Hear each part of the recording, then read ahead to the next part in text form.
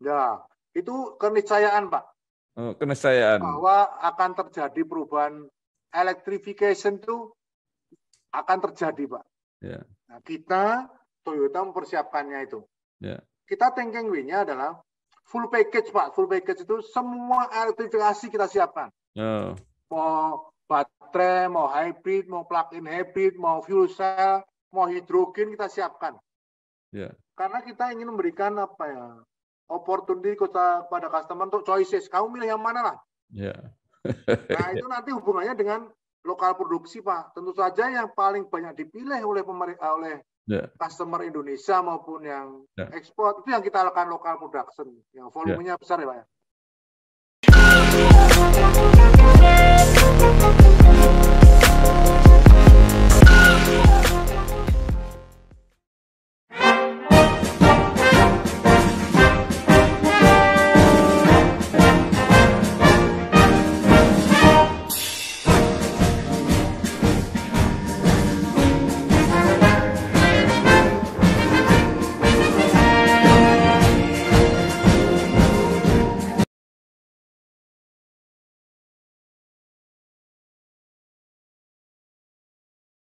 Assalamualaikum warahmatullahi wabarakatuh. Bersama saya Bambang Sadono di channel Inspirasi untuk Bangsa. Mudah-mudahan channel ini selalu bisa memberi inspirasi, motivasi, edukasi, informasi, dan syukur bisa membantu mencari solusi. Kami sedang mempersiapkan beberapa video untuk ikut memperingati, memeriahkan Mangayu Bagyo memaknai 64 tahun Universitas Diponegoro. Universitas yang sudah begitu panjang usianya, sudah banyak melahirkan karya, dan pasti melahirkan banyak alumni yang sudah mengabdi di berbagai lapangan. Nah, saya sekarang sudah bersama dengan Bapak Warih Andang Cahyono. Jabatannya adalah Presiden Direktur Toyota Motor Manufacturing Indonesia. Apa kabar, Pak? Baik, Pak. Baik, alhamdulillah. Sehat-sehat, Pak. Ya. Nah, saya itu membaca beberapa informasi yang saya agak kurang paham itu kenapa singkatannya TMMIN. N belakang itu apa, Pak? Jadi gini, Pak. Toyota itu kan punya ratusan perusahaan di seluruh dunia. Ya. Nah, sebenarnya TMMI itu cukup, Pak. Oh. Tapi kalau TMMI itu sebelumnya sudah ada ini, Pak, Toyota Motor Manufacturing Indiana, Pak. Oh. Amerika. Jadi kita tambahin N belakang, Pak. Indonesia lah, IN, Pak. Oh, begitu makanya. Kalau ini nggak dijelaskan, yang di sono. Iya, karena N-nya N besar, jadi saya... Baik. Ya, baik. Terima kasih Pak Warih ya. Saya memanggilnya Pak Warih ya. Nah, tanggal 15 Oktober ini kan tanggal Dies Natalis Universitas Diponegoro. Tahun 2001 ini yang ke-64. Nah, kami sekarang akan mengajak diskusi para alumni yang sudah malang melintang dan mempunyai reputasi bukan saja nasional tapi internasional. Nah, bagaimana Bapak bisa menceritakan untuk memotivasi teman-teman muda kita baik yang maupun baru ketika Bapak kuliah seperti apa, ketika merintis karir seperti apa, dan sekarang seperti apa ketika menjalani posisi sebagai Presiden Direktur perusahaan multinasional yang ada di Indonesia. Monggo, Pak. Iya, Pak. Saya alumni Teknik Kimia, Pak. Teknik Kimia Undip. Ya. Saya angkatan 82. Saya senang kuliah, Pak. Jadi lulusnya agak lama, Pak. Oh. Panjenengan muridnya Prof. Sugeng ya? Iya, Pak. Iya. Prof. Nisamhuri. Senior lah yang pertama pendiri-pendiri Teknik Kimia. Iya, Pak. Tahun 89, awal 89 saya lulus. Kemudian nggak lama, Juli saya mulai bergabung dengan Toyota. Dulu namanya Toyota Astra Motor, Pak, karena dia merupakan salah satu bagian dari Astra. Dulu sih keinginannya pengen bekerja di perusahaan yang besar lah, dalam hal ini mungkin yang dulu yang terkenal Astra ya, Pak. Ya. Kita pengen bekerja di Astra. Setelah saya 89, saya itu diangkat itu 2012, Pak. Ya. Jadi 28 tahun ya. Nah, mungkin yang pertanyaan menariknya, Bapak sekolahnya teknik kimia, tapi terjunnya di otomotif. Gimana, Pak? Betul, Pak. Jadi dulu saya juga dulu pengennya masih di petrochemical atau apa gitu, Pak ya, karena teknik kimia ya, Pak ya. Tapi tiba-tiba masuk ke otomotif industri. Alhamdulillah pada saat itu general manager saya juga teknik kimia, Pak. Jadi teknik itu mau teknik kimia mau apa itu kan thinking way logika lah, pakai matematika lah. Orang-orang teknik kan pakai matematika. Ya udah pakai aja itu. Jadi walaupun saya bekerja di area mesin atau apa ya, logika teknik aja yang kamu pakai. Kalau 1 kali 1 ya 1 lah. Kalau 1 plus 1 ya 2 gitu. Jadi apa namanya? Kamu pakai aja logikamu teknik itu. Mau kimia, mau elektro apa ya. Saya mulai agak confident, Pak, kalau beliau ngomong gitu karena beliau teknik kimia. Ya awalnya ya taunya hanya chat aja, Pak. Tapi ya lama-lama tahu yang lain.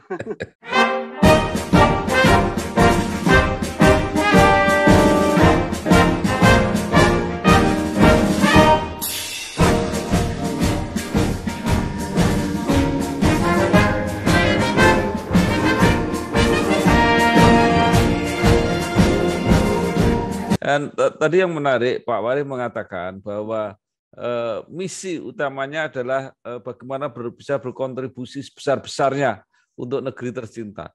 Padahal ini adalah perusahaan Jepang. Gimana, Pak? Ya, jadi gini, Pak. Kita itu kelangsungan hidup multinational company seperti Toyota itu sangat depending dari customer di Indonesia, Pak. Karena misalnya ada orang bertanya ekspor.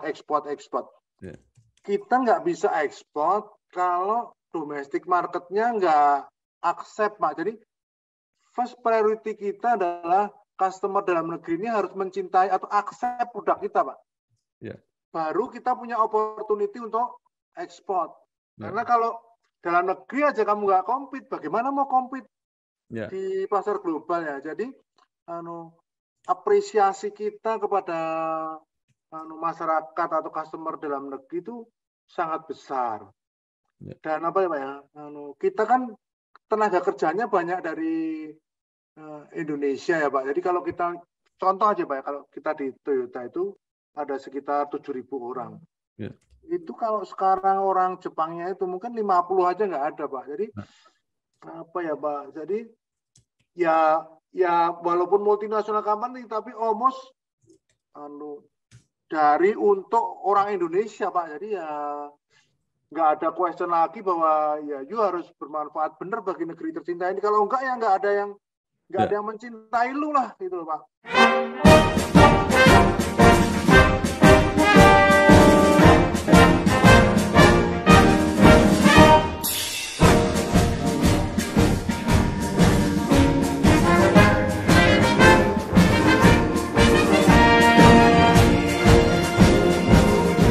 Pak, apakah bekerja di perusahaan Jepang itu kultur Jepang juga terbawa? Itu kan kultur disiplin dan loyal, itu kan kultur perusahaan-perusahaan Jepang.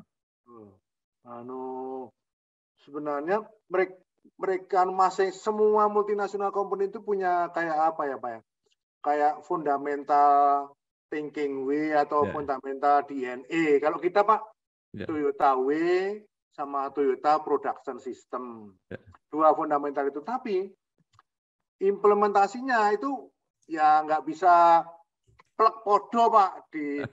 Mungkin di Jepang gini, Amerika gini, Indonesia gini. Tetap ada culture Indonesia yang kita bawa. Mau manage apa lagi dong? Ya, resource yang paling kunci itu ya orang-orang, uang, apalagi ya resource-nya. Bahan baku dan sebagainya lah. Uang juga kita juga kan kan, Pak. Orang yang punya kita, nah harus kita. kita harus punya capability untuk manage orang, Pak.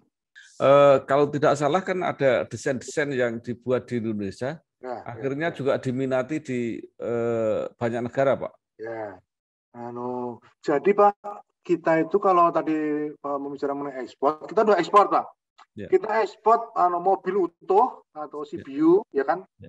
Komponen-komponen kecil juga, engine kita buat di sini. Kita ekspor.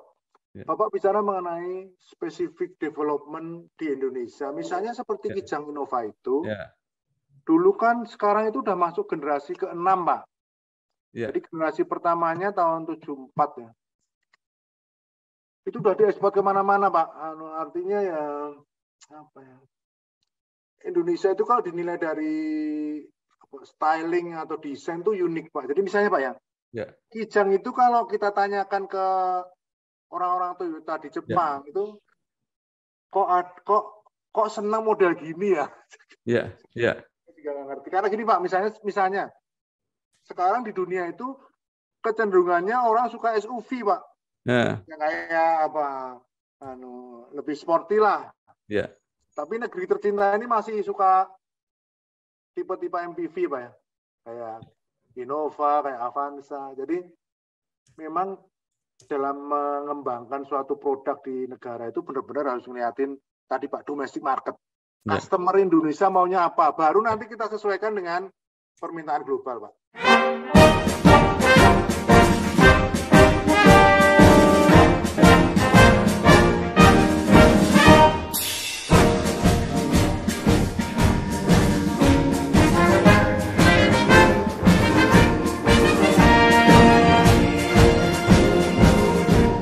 Jadi tetap ada desain-desain Indonesia yang disukai di luar, Pak. Ya Pak, karena kita itu ini Pak, produk-produknya kan kita buat di sini ya Pak. Jadi memang kalau sekarang acceptance-nya importir itu ya kalau menurut saya ya apakah Indonesia itu kompetitif? Ya kompetitif Pak, kompetitif enough. Buktinya apa? Ya buktinya kita di market luar ya accept gitu Pak. Kita misalnya di Timur Tengah ada Pak, Afrika ada, Asia ada, di Central South Amerika ada. Kita di semua area ada Pak. Jadi dan di sana juga banyak produk-produk dari manapun Pak, mau dari Amerika, mau dari Jepang, mau dari Thailand, bersama-sama di negara itu gitu loh Pak. Nah, itu kalau dari segi tren Pak. Jadi tren produk Toyota di Indonesia itu naik terus Pak. Jadi kalau kita itu sekarang ke depan, kalau tipe model Pak ya, kalau dulu lebih ke arah MPV, ke depan tuh baik domestik maupun ekspor, itu sudah ada kecenderungan untuk berubah ke tipe-tipe SUV Pak. Itu juga sedang kita kerjakan supaya nanti kita sudah nggak ketinggalan terhadap permintaan depan Pak ya. Artinya dari segi jumlah terus meningkat Pak. Nah, jadi kalau misalnya sekarang itu kita ada berapa model satu? Kita ada 6 model Pak produksi Indonesia itu Pak, Innova, Fortuner, Yaris, Vios, Sienta, 5 kah? Jadi Pak ada 5 Toyota model Pak. Plus engine Pak ya, engine yang 2000 cc maupun yang 1500 cc. Ada 2 tipe engine. Makin lama makin berkembang Pak karena hampir 90% produk yang kita jual di Indonesia itu ya produksi kita Pak. Produksi di Indonesia Pak. Nah, kalau yang diekspor berapa persennya Pak kira-kira? Kira 50-50 Pak sekarang Pak. Waduh, besar ya. 50 domestik, 50 ekspor.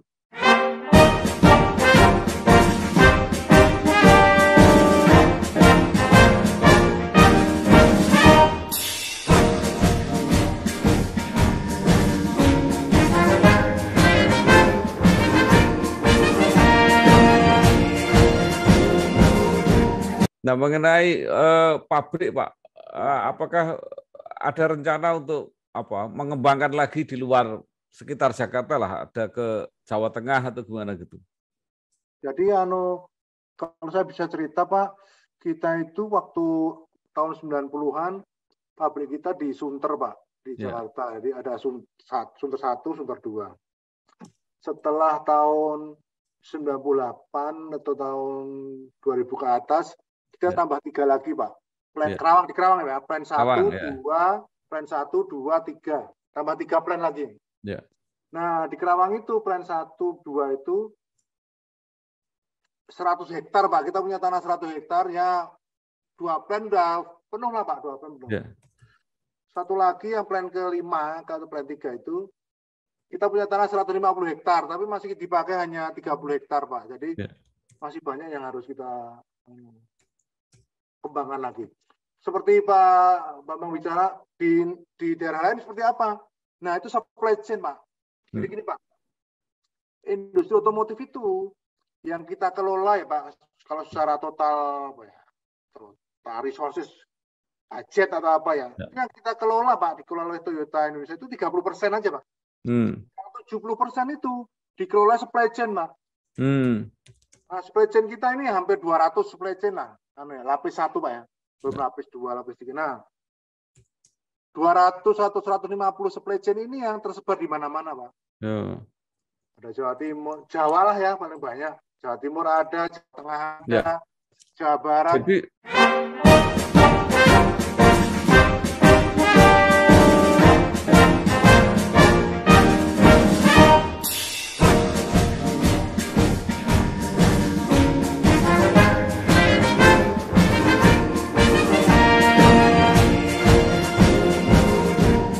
Jadi supply chain itu perusahaan terpisah, Pak ya? Terpisah, bukan dibahas. Jadi 150 perusahaan itu punya presiden sendiri, Pak. Jadi mereka juga perusahaan. Jadi artinya berapa persen, Pak, itu, Pak?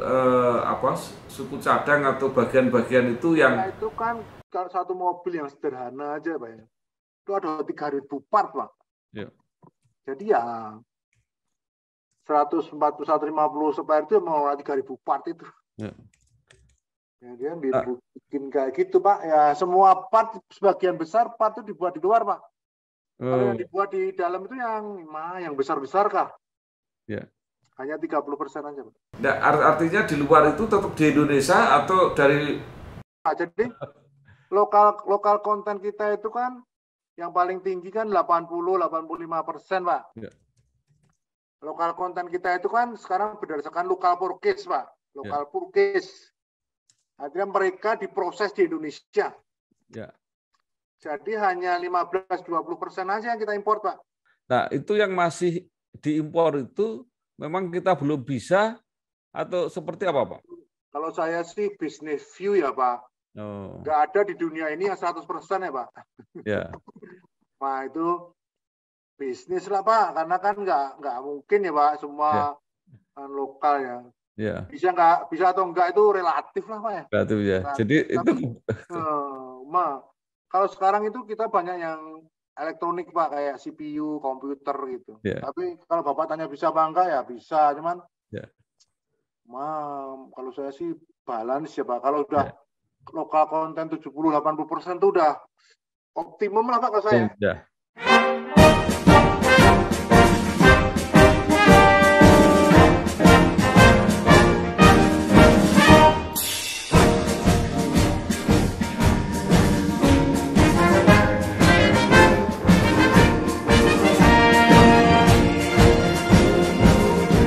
Iya. Nah, sekarang Pak, ini kan menghadapi musim apa ya? Bukan musim.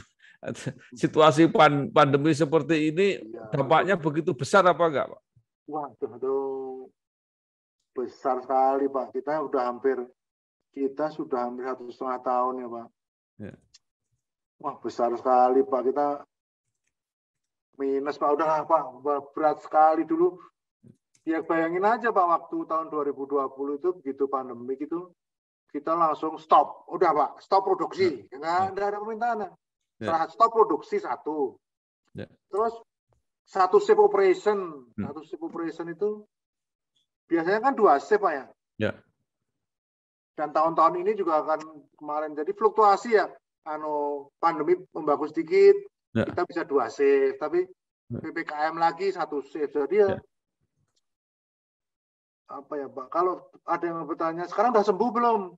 Kalau saya sih jawabnya kita sudah lewat bottom line lah Pak. Ya, ya, ya. Jadi sudah mulai bangkit. Ya, tapi kalau sudah sama seperti 2019 belum? Ya, belum. Tapi kalau ke depan harapannya seperti apa Pak? Ya kita optimis Pak. Jadi gini Pak, kalau kita bicara otomotif industri itu Pak ya, pasar yang paling besar di Asia itu hanya ada 3 Pak. Di Cina itu saya kasih tahu ya, itu 1 tahun 20 juta Pak, saya kasih tahu. Mobil. Ya. India itu kira-kira 5-6 juta atau 7 juta. Kita masih 1 juta loh Pak. Oh, jadi artinya pasarnya masih besar Pak ya? Yes Pak, kita punya ekspektasi besar Pak. Sekarang itu Pak ya, sekarang itu kapasitas terpasangnya industri otomotif ya bukan hanya Toyota itu sudah hampir 2 juta Pak. Ya. Yang dipakai baru 1,2 atau 1,3. Jadi kita berharap bahwa market domestik kita masih punya potensi besar Pak untuk growth.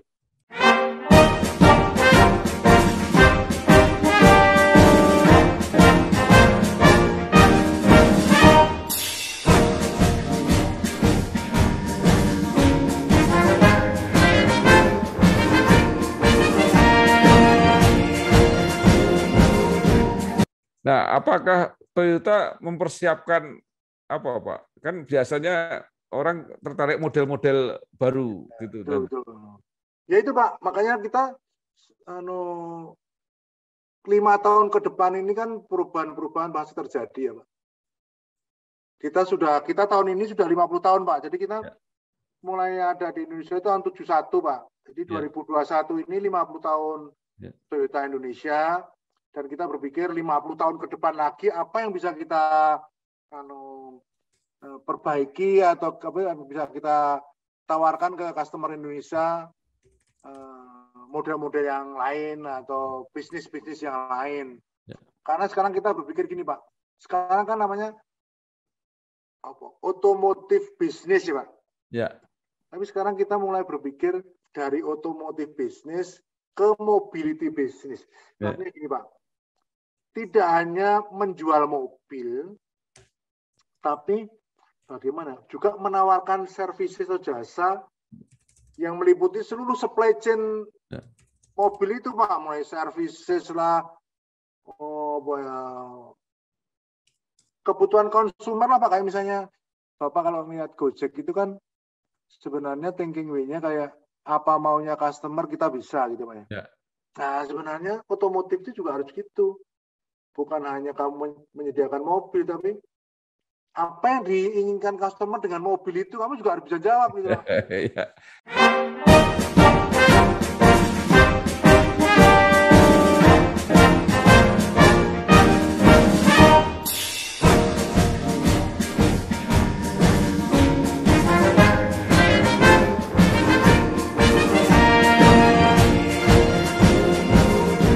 Sekarang banyak orang pengen punya mobil yang bisa ngangkut sepeda, Pak.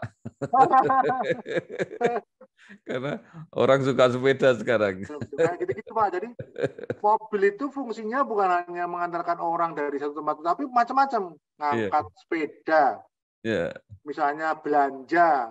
Kamu naik mobil tapi mengetahui di mana pasar yang dekat, di mana tempat ngopi yang dekat. Kamu harus tahu tuh. Jadi kayak digitalisasi Pak ya. Digitalisasi sistem di mobil itu juga penting.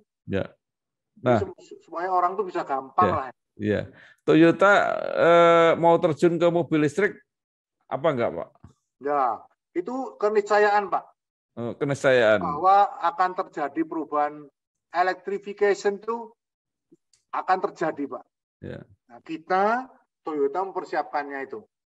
Kita thinking way-nya adalah full package Pak. Full package itu semua elektrifikasi kita siapkan.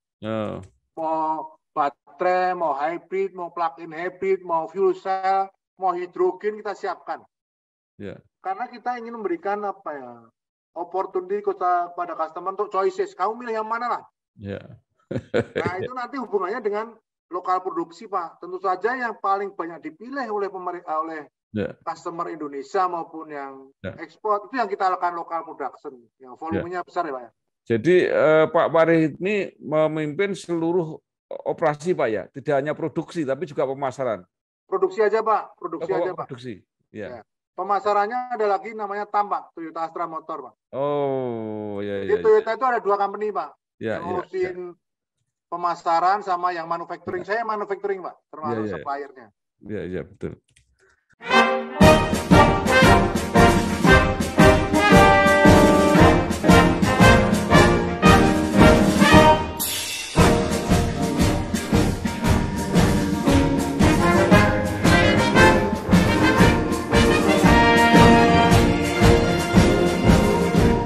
Nah, sekarang Bapak ini kan orang-orang pertama Indonesia yang memimpin ini TMMI ini. Nah, mengapa Pak? Saya itu gimana bertanya? Saya gini loh Pak Anu. Saya sih general aja ya Pak, belum tentu saya ya Pak. Saya nggak membicarakan saya lah. Tapi sebenarnya kan gini loh Pak. Orang yang tahu rumahnya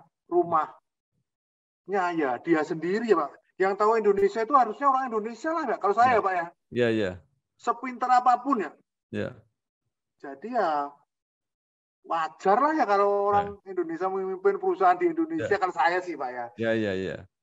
Yang perlu sebenarnya kan itu masalah trust ya Pak. Kalau pinter apa itu relatif lah ya Wong. Sekolah semua orang di logika juga bisa. Hidup di mana-mana itu trust Pak kalau saya Pak ya. Integrity itu Pak, integrity, trust itu paling penting kalau saya Pak ya.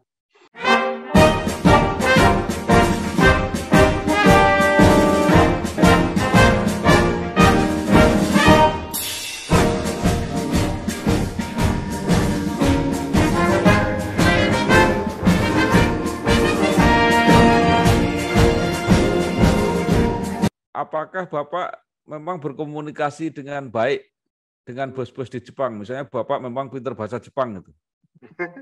Ya saya bisa Pak. Campur aduk lah Pak, bahasa Jepang, bahasa Inggris. Kalau saya gini loh Pak ya, kalau saya itu kan tadi saya bicara sebagai karyawan multinasional company, tugasmu dari awal bagaimana berkontribusi ke negeri tercinta ini. Jadi kalau pada saat kamu berdiskusi dengan eksekutif Asia atau eksekutif Jepang, ya kamu harus telling the truth untuk kebaikan bangsa dan kebaikan Toyota. Kalau kita kadang-kadang orang itu kan hesitate Pak ya, agak gimana, ragu ini. Kalau saya sih, saya patokannya Pak ya, saya CEO Asia, saya CEO Indonesia. Artinya Indonesia itu responsibility saya lah. Jadi kalau saya pengen ngomong Indonesia harus begini, ya karena itu kan kita harus ngomong Pak ya. Mau berbeda atau apa. Nanti decision kan bukan saya, finally ya. Artinya Asia akan decide, global akan decide. Saya Pak, posisi saya. Sebelum decide, saya fight Pak.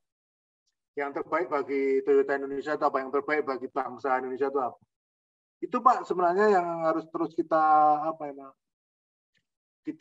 perbaiki, how to explain ini, how to develop kompetitifnya perusahaan ini, itu Pak. Itu yang paling penting Pak. Jadi Pak, kalau saya sih, Pak? Komunikasi penting, dan kita memang berjuang untuk multinasional company itu bukan untuk diri kita sendiri, itu yang paling penting. Gimana ya Pak? Kalau saya sih, apa yang gue omongin itu baik untuk lu loh. Baik untuk lu, baik untuk Indonesia. Udah kamu pilih aja. Kamu ikut gue apa enggak, udah gitu aja Pak. Iya. Nah, keterus terangan gitu itu penting Pak. Kalau saya, dari kecil saya sih, open aja. Nanti enggak gitu, ya udah, you are the boss. Ya kan? Ini kan bos Pak. Iya. Tapi before that, saya say something. Pak Wari asli mana, Pak? Saya lahir di Pati, Pak. Pati. Ya, dekat di Pati, besar di Solo, Pak. Dekat rumah saya, Pak, itu. Oh, gitu, Pak. Saya Blora. Oh, iya, Pak ya. Ya, jadi itu kulturnya hampir sama itu. Iya, Pak. Agak aneh ya, Pak ya. Bukan agak aneh. Itu keturunan Samin Suro Sentiko itu. rodok ngeyelan ya Pak? Enggak, terus terangannya itu loh. Oh, iya Pak. Oh. Ya. Saya gitu Pak. Kalau saya nggak mikirin diri saya sendiri nanti gimana. Kan orang tuh kadang-kadang kalau jadi pimpinan tuh nanti kayak gini, nah nggak ada kayak lah. Pokoknya yang bagus untuk negeri tercinta, untuk Toyota ini, dah. Sekarang terserah lo.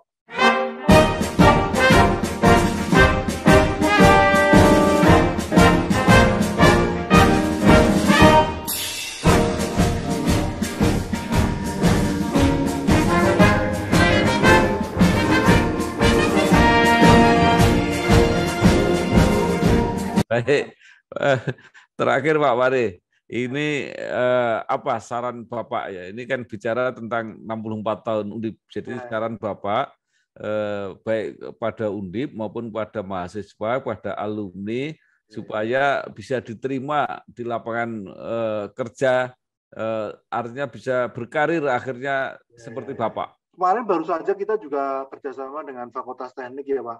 Ya, Pak Dekan cerita. Itu sebenarnya salah satu keinginan saya supaya alumni Undip itu dekat bener ya. Oh, industri sekarang tuh baru di sini loh. Kamu harus tahu tuh, karena kalau nggak tahu nanti kaget Pak kalau mahasiswa itu kan cuma mahasiswa gitu ya. Apa nanti kalau nggak ngerti industri kayak apa, itu salah satu. Jadi lu harus kenal sekitarmu, itu yang paling penting ya. Itu satu Pak. Yang kedua sebenarnya yang sering saya bicara sama Prof Agung itu bukan hanya hard skill Pak ya, mahasiswa itu harus di ini soft skill-nya Pak ya. Ya. Value itu loh Pak. Saya selalu ngomong gini loh Pak, misalnya Undip dibandingkan universitas lain. Kalau menurut saya sih, kalau pinter mah kan banyak, ada yang cum laude juga, artinya pinter-pinter sama lah Pak ya. Yang bedain itu sebenarnya kalau udah lulusan itu ya, lu mau bekerja apa enggak, udah itu aja Pak. Mau bekerja. Karena gini saya ngomong gini, sekarang sama-sama bekerja di Toyota atau apalah. Yang akan jadi pemimpin itu yang pinter, enggak lah. Karena sebenarnya pinter dalam bekerja itu di tahap awal aja Pak. Kalau orang pinter itu gini Pak, misalnya mengerjakan pekerjaan A, dia selesai dalam waktu 1 jam, ya. Nah orang kayak saya gini ya biasa-biasa, mungkin perlu waktu 5 jam juga apa-apa. Tapi kita mau 5 jam gitu loh Pak. Jangan pulang dulu sebelum 5 jam, karena kita 5 jam baru selesai loh. Kalau dia 1 jam loh. Nah kita harus begitu Pak. Kalau dia pulang jam 4, gua pulang jam 7 malam, ya kan? Kalau dia pulang jam 7 malam, gua pulang jam 9 malam. Tapi nanti ke depan setelah 5-10 tahun sama kita. Hanya at the beginning state aja kita beda Pak. Lalu pinter, gua nggak pinter. Udah itu aja Pak. Tapi kalau kita mau bekerja, gua bisa kacap loh. Bisa apa? Bisa sampai levelmu lah, gitulah kira-kira. Nah itu yang ingin saya sampaikan ke teman-teman mahasiswa. Bagi Undip sendiri, kalau saya Pak ya, saya sedang bicara dengan senior-senior, bagaimana Undip itu nggak menikmati dunianya sendiri di Jawa Tengah gitu ya, kayak Pak Bambang Sadun itu kan, kalau saya sih bagaimana lebih berkontribusi nasional ya Pak. Saya itu sebenarnya gimana ya Pak, coba lebih kedengeran lah. Saya sebenarnya sebagai orang Jakarta, kalau ada dosen-dosen, saya mau ke Jakarta, oh oke Pak, mau apa Pak? Udah. Sebenarnya siap untuk memfasilitasi mereka untuk lebih apa ya Pak, berkontribusi more lah. Mau ketemu Pak Menteri apa ya sedikit-sedikit kita punya koneksi lah Pak, tapi supaya nggak di Semarang aja gitu, saya pengennya sih. Gitu, Pak. Saya kira menarik kiat-kiat yang praktis, artinya bisa dilaksanakan, tetapi jarang diketahui orang banyak. Nah, terima kasih Bapak Warih Andang Cahyono, Presiden Direktur Toyota Motor Manufacturing Indonesia, yang lulusan Fakultas Teknik program teknik kimia, yang justru akhirnya menekuni dunia otomotif dan berhasil. Sekali lagi terima kasih Pak. Selamat bekerja, sukses terus. Matur nuwun. Wassalamualaikum juga sehat-sehat Pak ya. Warahmatullahi wabarakatuh. Waalaikumsalam warahmatullahi wabarakatuh.